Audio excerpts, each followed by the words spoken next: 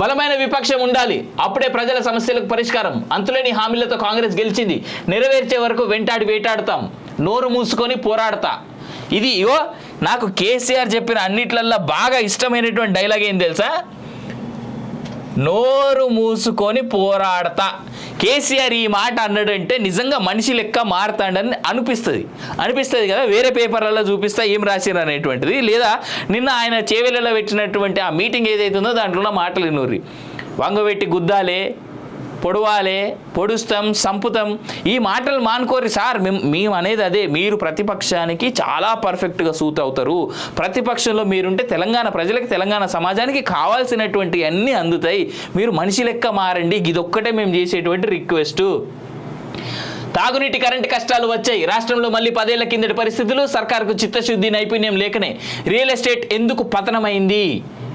Real estate పతనం కావడానికి first కారణం మీరే. అది మీకు తెలుసో లేదో నాకు తెలియదు, కానీ ఫస్ట్ కారణం మీరే. మీ ల్యాండ్లు, మీరు కబ్జా చేసినటువంటి భూములు, మీరు చేసినటువంటి దోపిడీలు, ఎక్కడెక్కడైతే మీరు ల్యాండ్ కబ్జాలు పెట్టి ధరణిలకెళ్ళి దొబ్బేసినటువంటి ల్యాండ్ ఏవైతే ఉన్నదో, ప్రజలను భయపెట్టి దొబ్బేసినటువంటి ల్యాండ్ ఏవైతే ఉన్నాయో, అవన్నిటి వల్లనే రియల్ ఎస్టేట్లో భూముల దందాలు, రేట్లు మీరు పెంచారు కావాలని, రిజిస్ట్రేషన్ రేట్లు.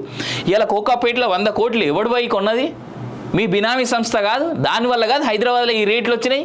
ఇవాళ ఎందుకు రేట్లు తక్కువైనాయి? మీరు చేసింది అది. ఓ ప్లానింగ్, దిక్కుమాలతనం ఏం లేకుండా ముంబై కంటే ఎక్కువ రేటు నడిచింది ఈడ. ఎవరి వల్ల ఇదంతా జరిగింది? మీ వల్ల కాదు. మళ్ళీ మాట్లాడతారు ఏది పడుతుంది. హామీలపై కాంగ్రెస్లో ప్రజలు నిధులు తీయాలి. పర్మిషన్లు ఆపుతున్న బ్రోకర్లు ఎవరు? తెలంగాణకు బీజేపీ చేసింది ఏమీ లేదు. మతం మత్తులో ఓటేస్తే పిచ్చోళ్ళని చేస్తారు. చేవెళ్ళ ప్రజా ఆశీర్వాద సభలో కేసీఆర్. దీంట్లో అన్నిటికంటే దిక్కుమాలిన స్టేట్మెంట్ ఏం తెలుసా? మతం మత్తులో ఓట్లేస్తే పిచ్చోళ్ళని చేస్తారట. ఏ మతం బై? హైందవం అనేటువంటిది, హిందుత్వం అనేటువంటిది ధర్మం. ఇట్స్ నాట్ మతం. హిందూ మతం అన్నారు, హిందూ ధర్మం అంటారు. మిగిలిన అన్ని మతాలు. హిందుత్వం అంటే జీవన విధానం. ఇటువంటి స్టేట్మెంట్లే మానే తెలుసుకో. 10,000 పుస్తకాలు, 1,00,000 పుస్తకాలు చదివినా అనుడు కాదు. చదువుకో, హిందుత్వం అంటే ఏందో తెలుసుకో. నేనే అన్నిటికంటే పెద్ద హిందువునని చెప్పేసి నువ్వు పెట్టినటువంటి ఆ హోమాలు, పూజలన్నీ, ఫలితాలన్నీ ఎడవైనాయి. బతికున్నావు ఆ పూజల, హోమాల ఫలితాన్ని. లేదంటే ఇప్పటివరకు ఎప్పుడో టప్పా కడుతుంటే కావచ్చు. ప్రజాస్వామ్యంలో బలమైన ప్రతిపక్షం ఉండాలని, అప్పుడే ప్రజల సమస్యలు పరిష్కారం అవుతారని బీఆర్ఎస్ నేత మాజీ సీఎం కేసీఆర్ అన్నారు. కాంగ్రెస్ పార్టీ అంతులేని హామీలు, ప్రలోభాలతో అధికారంలోకి వచ్చిందని, ఇప్పుడు ఆ హామీలను నెరవేర్చడం లేదని ఆరోపించారు. లోక్సభ ఎన్నికల్లో మళ్ళీ కాంగ్రెస్కు ఓటేస్తే మేము పంగనామాలు పెట్టినా మళ్ళీ మాకే ఓటు వేస్తున్నారని వారు అనుకునే ప్రమాదం ఉంది అన్నారు. మీరు పెట్టిన పంగనామాల కంటే ప్రస్తుతానికి బీఆర్ఎస్ కాంగ్రెస్ పార్టీ ఎక్కువ పంగనామాలు అయితే పెట్టలేదు, పెడతలేదు అనేటువంటిది మాకున్నటువంటి సమాచారం. రెండవది ఏంటంటే, బలమైన ప్రతిపక్షం ఉండాలని ఇవాళ మాట్లాడుతున్న కేసీఆర్కి ఆనాడు అధికారంలో ఉన్నప్పుడు గుర్తులేదా? 2 సార్లు అధికారంలో ఉంటుంది. అసలు ప్రతిపక్షాన్ని బతకనిచ్చినావా, ప్రతిపక్షాన్ని ఉండనిచ్చినావా? తాము నేర్పిన విద్యే నీరజాక్ష అని చెప్పేసి మనకు చిన్నప్పటి నుంచి ఉన్నటువంటి నానుడి. తాము నేర్పిన విద్యే నీరజాక్ష. నువ్వు ఏదైతే లత్కోర్ పని చేసినావో ఇలా కాంగ్రెస్ పార్టీకి అదే లత్కోర్ పని చేస్తుంది. రేవంత్ రెడ్డికి అదే లత్కోర్ పని చేస్తాడు. ప్రతిపక్షం లేకుండా చేయాలనేటువంటి ప్లానింగ్ ఏదైతే ఉన్నదో అది ప్రజాస్వామ్యానికి చెడ్డ పేరు తీసుకొస్తుంది. ప్రజాస్వామ్యంలో ప్రజలని చెడ్డగా తయారు చేస్తుంది. ప్రజాస్వామ్యంలో ప్రజల విలువలు, ప్రజా నాయకుల విలువలు దిగజారుస్తుంది. ఇలా రేవంత్ రెడ్డి చేస్తున్నది కదే, నిన్న నువ్వు చేసింది కదే. ఇలా నువ్వు ఇట్లా మాట్లాడుతుంటే దయ్యాలు వచ్చి వేదాలు వల్లించినట్టున్నదని చెప్పేసి నువ్వు బాగా చెప్తావు చూడు. గదే డైలాగ్ నాకైతే గుర్తొస్తున్నది. కాంగ్రెస్ ప్రభుత్వం హామీలను నెరవేర్చాలంటే ప్రజలు ఓటుతో చురుకు పెట్టాలని సూచించారు. హామీల అమలు కోసం ప్రతిపక్షంగా తాము ప్రభుత్వాన్ని వెంటాడి వేటాడతామని అన్నారు. శనివారం చేవెళ్లలో బీఆర్ఎస్ నిర్వహించిన ప్రజా ఆశీర్వాద సభలో కేసీఆర్ మాట్లాడుతూ ఎన్నికలు వస్తుంటాయి, పోతుంటాయి. గెలిచిన ప్రభుత్వం ప్రజలకు అన్ని విధాల అండగా ఉంటూ ధీమా కల్పించారు. వాళ్ళ ఆత్మవిశ్వాసం, గౌరవం పెంచేందుగా పాలించాలి. కానీ రాష్ట్రంలో ప్రస్తుత పరిస్థితులు చూస్తే బాధ కలుగుతుంది. కాంగ్రెస్ పగ్గాలు చేపట్టి 5 నెలలు అవుతున్నా ఇప్పటి వరకు హామీలను నెరవేర్చాలి, ఒక్క పాలసీని అమలు చేయలేదు అని విమర్శించారు. తామే అధికారంలో ఉన్నప్పుడు కరెంటు, తాగునీరు బ్రహ్మాండంగా ఇచ్చామన్నారు. కేసీఆర్ పక్కకు పోగానే కరెంటు ఎందుకు మాయమైంది? దానికి ఏం రోగం వచ్చింది? తాగే నీళ్లు ఎందుకు ఇవ్వడం లేదు? మీ అసమర్థత వల్ల కాదా? గత ప్రభుత్వం అమలు చేసిన వాటిని కొనసాగించినా సరిపోయేది, వాటిని కూడా నడపలేని అసమర్థ ప్రభుత్వం ఇది అని కేసీఆర్ ధ్వజమెచ్చారు. అధికార పార్టీకి చిత్తశుద్ధి, కార్యాచరణ లేవని, ఉన్న వస్తువులు, వనరులను వాడుకునే నైపుణ్యం కూడా లేకపోవడంతో ప్రజలు ఇబ్బందులు పడుతున్నారని తెలిపారు. తెలంగాణలో 10 ఏళ్ల కిందట ఉన్న పరిస్థితులు ఇప్పుడు మళ్ళీ కనిపిస్తున్నాయి. ఉన్నాయని, చావు నోట్లో తలపెట్టి సాధించిన రాష్ట్రంలో ప్రస్తుత పరిస్థితులు ఆందోళనకు గురి చేస్తున్నాయని, ప్రజలు రైతులు అనేక ఇబ్బందులు ఎదుర్కొంటున్నారని ఆవేదన వ్యక్తం చేశారు. నీటి కోసం ఈ ఇబ్బందులు ఎందుకు? తాము 24 గంటల పాటు కరెంట్ ఇచ్చి అన్ని ప్రాంతాలకు పుష్కలంగా తాగునీరు అందించామని కేసీఆర్ చెప్పారు. ఇప్పుడు నీటి కోసం, కరెంటు కోసం ప్రజలు ఇబ్బందులు ఎందుకు పడుతున్నారని ప్రశ్నించారు. దళిత బంధు కింద తాము 10 లక్షలు ఇస్తే కాంగ్రెస్ 12 లక్షలు ఇస్తామని ఎన్నికల్లో హామీ ఇచ్చిందని గుర్తు చేశారు. కానీ ఒక్క బిడ్డకు కూడా దళిత బంధు, బీసీ బంధు ఎందుకు ఇవ్వడం లేదని ప్రశ్నించారు. ఇగో ఈ ఒక్క లైన్ మనం అండర్లైన్ చేసుకుందాం, దీని గురించి మళ్ళీ మాట్లాడుకుందాం. దళిత బంధు, బీసీ బంధు ఎందుకు ఇవ్వట్లేదని చెప్పేసి అన్నాడు కదా. పైగా ఈ పథకాల కింద తమ ప్రభుత్వం మంజూరు చేసిన డబ్బును కాంగ్రెస్ ప్రభుత్వం ఫ్రీజ్ చేసి డబ్బు మొత్తాన్ని వాపసు తీసుకుందని ఆరోపించారు. దళిత బంధు కింద తాము 1.3 లక్షల మంది లబ్ధిదారులకు మంజూరు చేసిన డబ్బును వారికి ఇచ్చే వరకు పోరాటం చేస్తామని ప్రకటించారు. ప్రభుత్వం మెడలు వంచేందుకు వారందరినీ తీసుకువచ్చి ఆందోళన చేస్తామని హెచ్చరించారు. హామీలు అమలు చేస్తారా లేదా కాంగ్రెస్ నేతలను నిలదీయాలన్నారు. పోరాటం చేయకుండా ఏమీ రాదు, మీ అందరికీ బీఆర్ఎస్ అండగా ఉంటుంది, మౌనం వహించకుండా సమయం వచ్చినప్పుడు పోరాటం చేయాలి, ఎన్నికల్లో బుద్ధి చెప్పాలని కేసీఆర్ అన్నారు. ప్రభుత్వం మెడలు వంచేందుకు ఒక వేటుగాడు కావాలని, పదులైన మౌన దేలిన అంకుశం అనుభవం ఉన్న కాసాని జ్ఞానేశ్వర్ లాంటి నేతలే కావాలని పేర్కొన్నారు. ఇగో పోయింది యాక్చువల్గా చేవెళ్ళలో పెట్టాల్సినటువంటి మీటింగ్ ఏంది? చేవెళ్ళలో జనాలకు సంబంధించి ఇప్పుడు పార్లమెంట్ ఎలక్షన్లో కాసాని జ్ఞానేశ్వర్ టీడీపీ నుంచి మా పార్టీలోకి వచ్చిండు కాబట్టి ఆయనకి మేము టికెట్ ఇచ్చినాం, ఆయన గెలిపిరి అని చెప్పడానికి పోయిండు. అంతవరకు ఉన్నోడు ఉండాలి కదా. ఈయన తీసుకున్నటువంటి విమర్శలు నేను చెప్తా. నేను 3 days back or 4 days back మా నగేష్ కూడా వచ్చిండే కదా మార్నింగ్ న్యూస్లో, మీకు గుర్తుందో లేదో. గొర్రెల కోసం మా ఓడు చేసినటువంటి గొర్రెల పంపిణీ స్కీమ్ ఏదైతే ఉండేనో బీఆర్ఎస్ ప్రభుత్వంలో, ఆ స్కీమ్ కోసం నగేష్ ప్లస్ వాళ్ళ బావగారు ఇద్దరు కలిసి 2 అప్లికేషన్స్ పెట్టుకున్నారు. 43,500 సార్ 47,500 నాకు కరెక్ట్గా గుర్తులేదు. It is somewhere around 43,000 plus, అదైతే నాకు గుర్తున్నది. 2 అప్లికేషన్స్ వీళ్ళు పెట్టుకున్నారు. ఆ 2 అప్లికేషన్స్ల ఖరీదే 87,000 చిల్లర వరకు ఎంతో వచ్చింది. అట్లా 85,000 అప్లికేషన్లు రాష్ట్ర వ్యాప్తంగా పెట్టుకున్నారు. గత 5 ఏళ్లలో గొర్రెల పంపిణీకి సంబంధించినటువంటి స్కీమ్ రిలీజ్ చేయలేదు. రెండోది, కళ్యాణ లక్ష్మికి సంబంధించి more than 3,000 crores పెండింగ్ అంశం లాస్ట్ 2 years నుంచి ఉన్నది తెలంగాణలో. కళ్యాణ లక్ష్మి రిలీజ్ అయిందని ఎవరైనా చెప్పొచ్చు లాస్ట్ 1.5-2 yearsలో. అవి ఆ ముందు సంవత్సరాల్లో పెట్టుకున్నటువంటి అప్లికేషన్. ఇక బీసీ బంధు లేదంటే ఇంకో మాట ఏమో చెప్పిండు, దళిత బంధు, బీసీ బంధు అన్నారు. దళిత బంధు, బీసీ బంధు ఇప్పటి వరకు తెలంగాణ వ్యాప్తంగా బీఆర్ఎస్ టైంలో రిలీజ్ చేసిన అమౌంట్స్ లేదా లబ్ధిదారుల సంఖ్య మొత్తం మీద 10,000 నుంచి 50,000 మధ్యలో మాత్రమే ఉన్నది. ఆ 10,000 నుంచి 15,000 అనుకుంటా, నాట్ ఈవెన్ 50,000. ఆ 10 నుంచి 15,000 మంది లబ్ధిదారులు ఎవరయ్యా ఉన్నారు అంటే ఈ బీఆర్ఎస్ ప్రభుత్వానికి లేదా బీఆర్ఎస్ ఎమ్మెల్యేలకు, బీఆర్ఎస్ నాయకులకు సంకలు నాకుతూ, బీఆర్ఎస్ నాయకుల యొక్క మూతులు నాకుతూ, బీఆర్ఎస్ నాయకులకి జేజేలు కొడుతూ ఉన్నటువంటి వాళ్ళకే దళిత బంధు, బీసీ బంధు వచ్చింది తప్ప నిజంగా బీసీ బంధు లేదా దళిత బంధు రిక్వైర్డ్ ఉండి కరెక్ట్గా వెళ్ళాల్సిన వాళ్ళకి వెళ్ళలేదు.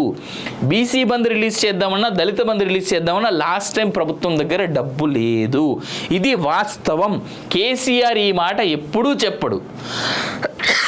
అండ్ ఇంకో విషయం కూడా చెప్తా, లాస్ట్ టైం ఎప్పుడైనా సరే కేసీఆర్ ఏవైతే పథకాలు అమలు చేసిండో వాటిని అమలు చేయడానికి చాలా సందర్భాల్లో డబ్బులు లేవు ప్రభుత్వం దగ్గర.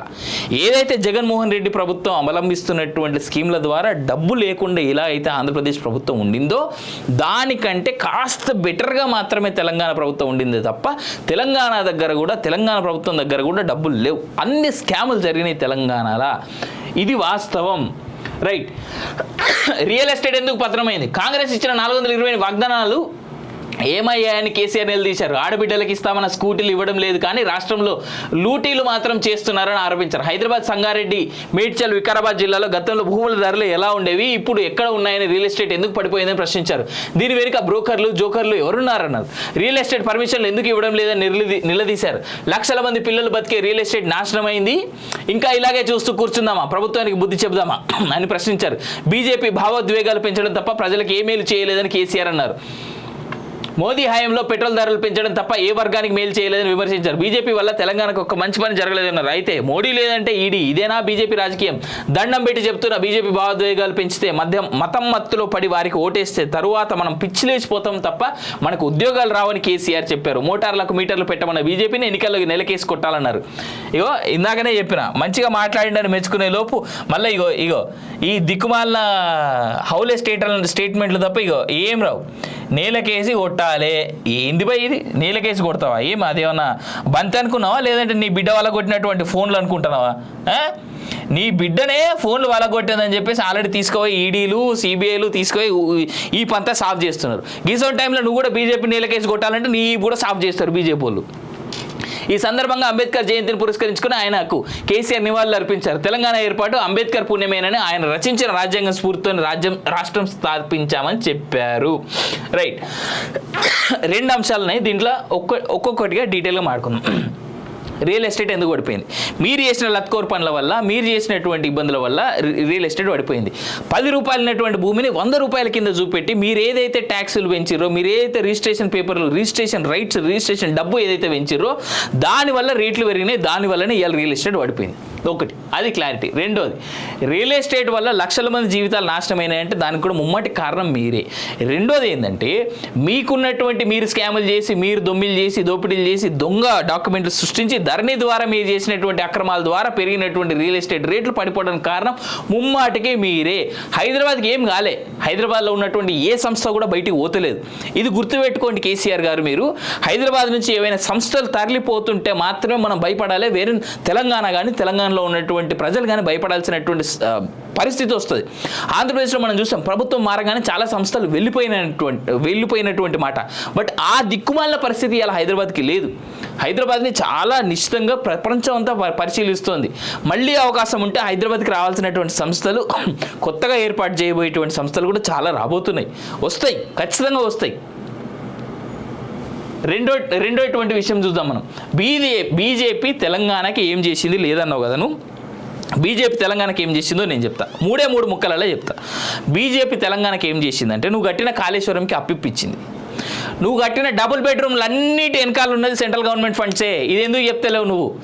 సెంట్రల్ గవర్నమెంట్ ఇచ్చినటువంటి రూరల్ డెవలప్మెంట్ ఫండ్స్ని కూడా నువ్వు తప్పుదారి పట్టించి నీ కోసం వాడుకున్నావు, నీ రోడ్లు వేసుకోవడానికి వాడుకున్నావు.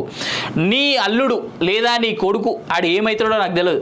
సంతోష్ రావు చేసినటువంటి గ్రీన్ ఇండియా ఛాలెంజ్ వెనకాల ఉన్నది కూడా సెంట్రల్ ఫండ్సే, బీజేపీ ఇచ్చినటువంటి ఫండ్స్. ఇక లాస్ట్ అండ్ ఫైనల్ నేను చెప్తున్నా, ఇగో నువ్వేమన్నా అనుకో, బీజేపీ ఏం పీకలేదంటే తెలంగాణలో ఉన్నటువంటి అద్భుతమైనటువంటి రోడ్లో నేషనల్ హైవేస్ అన్నీ వేసింది కూడా బీజేపీనే. నువ్వు వేసిన లోకల్ హైవేస్ కూడా ఎక్కువ ఫండింగ్ ఇచ్చింది బీజేపీనే. అధికారంలో బీజేపీ ఉన్నది కాబట్టి బీజేపీ అంటాం. కాంగ్రెస్ ఉండుంటే సెంట్రల్ గవర్నమెంట్లో కాంగ్రెస్ అనే చెప్పేటోని కావచ్చు. ఇవన్నీ బీజేపీ చేసింది. ఇవే కాకుండా ఇలా తక్కువ ధరకు వస్తున్నటువంటి బియ్యము, పప్పులు, ఉప్పులు ఇవన్నీ ప్రజల దాకా పోకుండా ఆపింది నువ్వు కాదు. స్టేట్ గవర్నమెంట్ హస్తం ఉంటుంది కదా ప్రజల దాకా, సెంట్రల్ గవర్నమెంట్ నుంచి వస్తున్నటువంటి అన్ని రకాల స్కీమ్స్ అన్ని ప్రజల దాకా పోవడానికి. ఏం చేసినావు నువ్వు? ఇవాళ నువ్వు ఇస్తున్నటువంటి ఇన్సూరెన్సులు, ప్రధానమంత్రి బీమా యోజన, ఇది ప్రజల దాకా పోకుండా చేసింది నువ్వు కాదు. రైతులకు సెంట్రల్ గవర్నమెంట్ ఇస్తున్నటువంటి ఫండ్లు కలిపే కదా నువ్వు రైతులకు ఇస్తున్నటువంటి రైతు బంధు. సెంట్రల్ గవర్నమెంట్ ఇస్తున్న ఫండ్లనే సగం నువ్వు కలిపి నువ్వు రైతు బంధు ఇస్తున్నావు. ఇదెందుకు చెప్తావు మరి? ఇదెందుకు చెప్పలే ఇన్ని రోజుల నుంచి? బీజేపీ ఏం చేసిందని మాట్లాడతావు? బీజేపీ ఏం చేసింది? నీ బిడ్డను తీసుకెళ్ళి లోపల పడేసింది. ఇట్లా అంటే మంచిగా ఉన్నది? అరే తప్పులు చేసేది మీరు, ప్రజలను తప్పుదోవ పట్టించేది మీరు. ఒక బీజేపీ కాదు, సెంట్రల్ గవర్నమెంట్లో ఏ సంస్థ ఉన్నా, ఏ పార్టీ ఉన్నా సరే వాళ్ళు మొత్తం నేషన్ వైడ్గా ఒకటే చేస్తారు. పెద్ద తేడా ఏముండదు వాళ్ళకి. 1,00,000 కోట్ల అప్పు నీకు ఎవడిచ్చిండు? ఎవరు చెప్పినందుకు ఇచ్చింది? మర్చిపోతున్నావా ఇవన్నీ? ఏం చెప్తావు కేసీఆర్ నువ్వు కూడా? నాకు అర్థం కాదు. అరే విద్యాపై విజ్ఞతతో మాట్లాడండి కొంచెం. మీరు మీ ఎక్స్పీరియన్స్తోని ప్రజలకు మంచి చేసే విధంగా ఉండాలి తప్ప మీ ఎక్స్పీరియన్స్, మీ ఎక్స్పర్టీస్ ప్రజలు తిట్టేలాగా ఉండకూడదు. మాలాంటి వాళ్ళు ఇంకా మిమ్మల్ని ఇట్లా తిడుతూ మీ దారి పంతా మార్చుకోండి అని చెప్పేసి ఎందుకు చెప్తున్నాం మేము? ఇంకా బుద్ధి మారతలేదా మీకు? మేము రిక్వెస్ట్ చేసేది ఒక్కటే, మీరు 10 ఏళ్ళ అధికారంలో ఉన్నారు. మీ ఎక్స్పర్టీస్ నిజంగా తెలంగాణకు అవసరం. మీరే కాదు, మీ పరిస్థితుల్లో ఎవడున్నా, మీ పొజిషన్లో ఎవడున్నా ఇట్లే రిక్వెస్ట్ చేస్తాం మేము. రాష్ట్రం ముందుకు పోవాలంటే ప్రజల్ని ఎడ్యుకేట్ చేసే విధంగా ఉండాలి, ప్రజలకు సాయం చేసే విధంగా ఉండాలి. మీ ప్రభుత్వాన్ని పక్కన దొబ్బి కొత్త ప్రభుత్వం వచ్చిందంటే ఆ కొత్త ప్రభుత్వానికి సవిమర్శలు చేసే విధంగా, హెల్ప్ చేసే విధంగా ఉండాలి తప్ప ప్రజలు చచ్చిపోతున్నారు, అని చెప్పేసి మీరు చెప్తే ఈ భయంతో ఇంకా 10 మంది చచ్చిపోతారు అనే విధంగా ఉండొద్దు. కేసీఆర్కైనా కేటీఆర్కైనా కల్వకుంట్ల కుటుంబానికైనా బీఆర్ఎస్ పార్టీకైనా బీజేపీకైనా కాంగ్రెస్కైనా చెప్పేది ఒకటే, ప్రజలని భయభ్రాంతులకు చెయ్యొద్దు, ప్రజలు భయభ్రాంతులకు గురి చెయ్యొద్దు. రాష్ట్రంలో కానీ దేశంలో కానీ చావులకి మీరు కారణం కావద్దు, గుర్తు పెట్టుకోండి. కర్మ ఈజ్ అ బూమరాంగ్ అని ఊకే అనరు, తిరిగి వస్తుంది మళ్ళీ ఏదో రోజు. అది వచ్చినాడు మీరు బతుకుంటారో సస్తారు కూడా తెలియదు. బీఆర్ఎస్ పుట్టిందే తెలంగాణ కోసం, తెలంగాణ ప్రయోజనాల కోసం అని కేసీఆర్ అన్నారు. ప్రజలు అధికారం ఇస్తే అన్ని వర్గాల వారిని 10 ఏళ్ల పాటు ఆదుకున్నామని, కోడి తన పిల్లలను రెక్కల కింద పెట్టుకొని కాపాడినట్లు తమ ప్రభుత్వం రాష్ట్రాన్ని కాపాడిందని చెప్పేసి తెలిపారు. ఇప్పుడు తన కళ్ళ ముందే ప్రజలు ఇబ్బందులు పడుతుంటే, రైతులు గోసపడుతుంటే బాధ కలుగుతుందన్నారు. నేను బతికి ఉన్న రోజులు తెలంగాణ ప్రజల ప్రయోజనాల కోసం పోరాటం చేస్తాను తప్ప నోరు మూసుకొని కూర్చోను. రాష్ట్ర ప్రభుత్వాన్ని హెచ్చరిస్తున్నాను. ధాన్యం వచ్చింది, అక్కడక్కడ వర్షాలు పడుతున్నాయి, ధాన్యం తడిసినా గింజ లేకుండా కొనాలి, రైతులకు న్యాయం చేయాలి అని అన్నారు. బీసీలకు దమ్ము పౌరుషం ఉంటే కాసాన్ని గెలిపించి చూపించాలని ఒక పెద్ద మనిషి అన్నారని, బలహీన వర్గాల వారు ఈ సవాల్ను స్వీకరించి బీసీ అభ్యర్థి కాసాని జ్ఞానేశ్వర్ను గెలిపించాలని కోరారు. చేవెళ్లలో కాంగ్రెస్ తరపున పోటీ చేస్తున్న రంజిత్ రెడ్డిపై కేసీఆర్ మండిపడ్డాడు. బీఆర్ఎస్ పుణ్యాన గెలిచిన రంజిత్ రెడ్డికి తాము ఏం తక్కువ చేసిమని ప్రశ్నించారు. ఇక్కడ బీజేపీ కాంగ్రెస్లను తరపున పోటీ చేస్తున్న ఇద్దరు వ్యక్తులు ఎవరికి తెలిసిన వారు కాదు. మా పార్టీ నుంచి ఎంపీలు అయ్యారు, రంజిత్ రెడ్డి ఏ కారణంతో బీఆర్ఎస్ నుంచి పోయాడు అని ప్రశ్నించారు. ఇలాంటి వారికి ఎన్నికల్లో బుద్ధి చెప్పి దెబ్బ కొట్టాలన్నారు. కేసీఆర్ సాబ్, నువ్వు అర్థం చేసుకోవాల్సింది లేదా నువ్వు మాట్లాడాల్సింది ఏంటంటే, నువ్వు ఎంతమందిని నీ పార్టీలకి వేరే పార్టీల నుంచి తీసుకున్నావు అది గుర్తుందా? నీ పార్టీ అధికారంలో ఉన్నప్పుడు కూడా వేరే పార్టీ వాళ్ళు ఎంతమంది ఉన్నారు నీ పార్టీలో? ఇవి మర్చిపోయి ఇవన్నీ మాట్లాడకుండా ఇక మిగిలిన వాడు ఏ పార్టీలోకి వెళ్ళి వచ్చిండు, ఈడే పార్టీలోకి వెళ్ళి వచ్చిండని మాట్లాడితే నువ్వు అధికారంలో ఉన్నప్పుడు ఎంతమంది నీ పార్టీ వాళ్ళు కేవలం బీఆర్ఎస్ వాళ్ళే ఉన్నారు నీ పార్టీలో? చెప్పు. ఒక మాట నేను చెప్తా చూడు. తలసాని శ్రీనివాస్ యాదవ్ సికింద్రాబాద్లో ఉంటాడు, సనత్ నగర్ నుంచి ఎమ్మెల్యే క్యాండిడేట్. ఆ మనిషి